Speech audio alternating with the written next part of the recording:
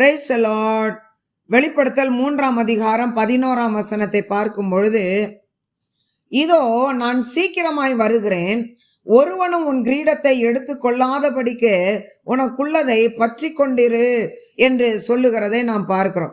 ஒவ்வொரு மனிதனுக்கும் ஆண்டவர் கொடுத்த கிரீடத்தை, வரங்களை, தாளந்துகளை, கிருபைகளை இழந்து போகாதபடிக்கு ஒவ்வொரு மனிதனும் தனக்குள்ளாய் அதை பாதுகாத்து கொள்ள வேண்டும். பிரியமானவர்களே, ஆண்டவருக்குள்ளாய் ஒரு மனிதன் வந்த பிற்பாடு, கிறிஸ்துவின் பந்தியிலும் மந்தையிலும் ஐக்கியத்திலும் இணைந்த பிற்பாடு, ஆண்டவர் யாரையுமே சும்மா வெறுமையா வேஸ்டா விடுறதே கிடையாது. ஏனென்றா மிகுதியான அவருடைய அறுவடையை அறுப்பதற்கான ஆட்கள் அவருக்கு பத்தல. ஒருத்தவங்களை ஆண்டவர் சும்மா விட மாட்டார். ஒவ்வொருவருக்குள்ளாகவும் ஆண்டவர் தாளந்தை புதைத்து வைத்திருக்கிறார். எனக்கு ஒண்ணுமே தெரியாது, நான் வேஸ்ட் அப்படின்னு தயவு செஞ்சு யாரும் நினைக்காதீங்க. தேவனுடைய ராஜ்யத்தை கட்டி எழுப்புவதற்கு ஒரு சாதாரண அற்ப மனிதனும் கர்த்தராலே பயன்படுத்தப்படுகிறான். சாதாரண அற்ப மனுஷியும் தேவனாலே எழுப்பப்படுகிறாள். பிரியமானவர்களே, என்ன தாளந்து எனக்குள்ள இருக்குது அப்படிங்கிறத ஆராய்ஞ்சு அதை வெளிக்கொண்டு வந்து கர்த்தருக்காக நாம் உபயோகப்படுத்த வேண்டும். ஒரு கிணத்துல இருந்து தண்ணி எடுத்தாதான் புதுசா ஊற்று அதுல இருந்து ஊறிக்கிட்டே இருக்கும். இல்லைன்னா அந்த கிணறு ஒன்னுத்துக்கும் பிரயோஜனம் இல்லாம ஒண்ணுமே இல்லாம போயிரும் பாருங்க. அதே போலதான் நமக்குள்ள புதைஞ்சிருக்கிற தாளந்தை நாம் கண்டுபிடித்து அதை வெளிக்கொண்டு வந்து கர்த்தருக்காக உபயோகப்படுத்த படுத்த படுத்த ஆண்டவர் புதிய தாளந்து, புதிய கிருபையை ஒவ்வொரு நாளும் நமக்கு கொடுத்து கொண்டே இருப்பார்.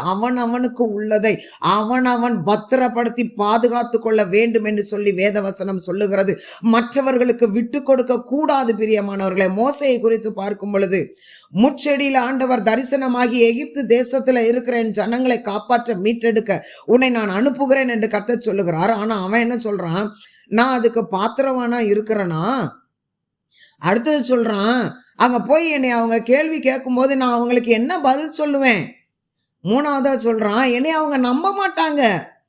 அடுத்தது, நான் திக்கு வாங்கி மந்த நாக்கா இருக்கிறேன். கடைசியா அவன் சொல்றான், அஞ்சாவதா, நீர் யாரை அனுப்ப சித்தமா இருக்கிறீரோ அவனை அனுப்பும் அப்படின்னு சொல்றான் பாருங்க. இவன் தேவனுடைய சித்தத்தின்படி அழைக்கப்பட்டவனா இருந்ததுனால தானே கர்த்தர் தேடி வந்தாரு. ஆனா ஆண்டவருக்கே புத்தி சொல்லி, ஆண்டவருக்கே ஆலோசனை சொல்லி, நான் அதுக்கு பாத்திரவான் இல்லை, எனக்கு மந்த நாக்கு திக்கு வாயி, என்னால பேச முடியாது, என்னை நம்ப மாட்டான் அப்படின்னு ஆண்டவருக்கே ஆலோசனை கொடுக்கிற மோசே 5 தடவை மாட்டேன் மாட்டேன்னு சொல்லும்போது ஆண்டவர் கோபம் அடைந்து அவர் சொல்லுகிறார், சரி போ, ஆரோன் உனக்கு வாயா இருப்பான், அவன் பேசுவான் அப்படின்னு அங்க ஆரோனை எழுப்பி விடுகிறார். மோசேக்கு கிடைத்த கிருபை முழுவதையும் அவன் பெற்றுக்கொள்ளாதபடிக்கு அவனுக்கு கர்த்தர் கொடுத்த கிருபையை சற்று அவன் விட்டு கொடுத்து விடுகிறான். பிரியமானவர்களே, அங்கே இன்னொரு மனிதனை ஆண்டவர் எழுப்புகிறார். ஆரோனையும் அவர் பயன்படுத்துகிறதை நாம் பார்க்கிறோம். தெபொராளை குறித்து பார்க்கும் பொழுது, கானானிய ராஜாவாகிய யாபீனுடைய கரத்துல இஸ்ரவேலர்களை ஆண்டவர் ஒப்பு கொடுத்தார். தெபொராள் இஸ்ரவேலர்களை நியாயம் விசாரிக்கிற நியாயாதிபதியா இருந்தால் 4வது நியாயாதிபதி. அந்த யாபீனுடைய சேனாபதியாகிய சிசெரா இஸ்ரவேலுக்கு விரோதமா எழும்பி வரும் பொழுது தெபொராள் எழும்பி பாராக்கு இடத்துல போய் சொல்றா, பாராக்கே, சிசெராவை உன் கையில கொடுப்பேன், நீ எழும்பி போன ஆண்டவர் சொன்னார் இல்ல, நீ இன்னும் அப்படியே உட்கார்ந்துட்டு இருக்கிறதுக்கு காரணம் என்ன, எழுந்து போ அப்படின்னு சொன்னப்ப பாராக்கு சரி போறேன்னு சொல்லல, நீ என் கூட வா, வந்தா நான் போவேன், இல்லைன்னா போக மாட்டேன் அப்படின்னு சொல்றான். பாராக்கிட்ட தான் ஆண்டவர் சொன்னாரு, நீ போ, நான் இஸ்ரவேலுக்கு விரோதமாய் வர்ற அவனை உன் கையில கொடுப்பேன்னு பாராக்கிட்ட தான் சொன்னாரு. ஆனா இவன் மறந்து போயிருந்தான். தெபோரா நினைவுபடுத்தும் பொழுது இவன் தெபோரால தனக்கு துணையா, நீ வா நான் போறேன்.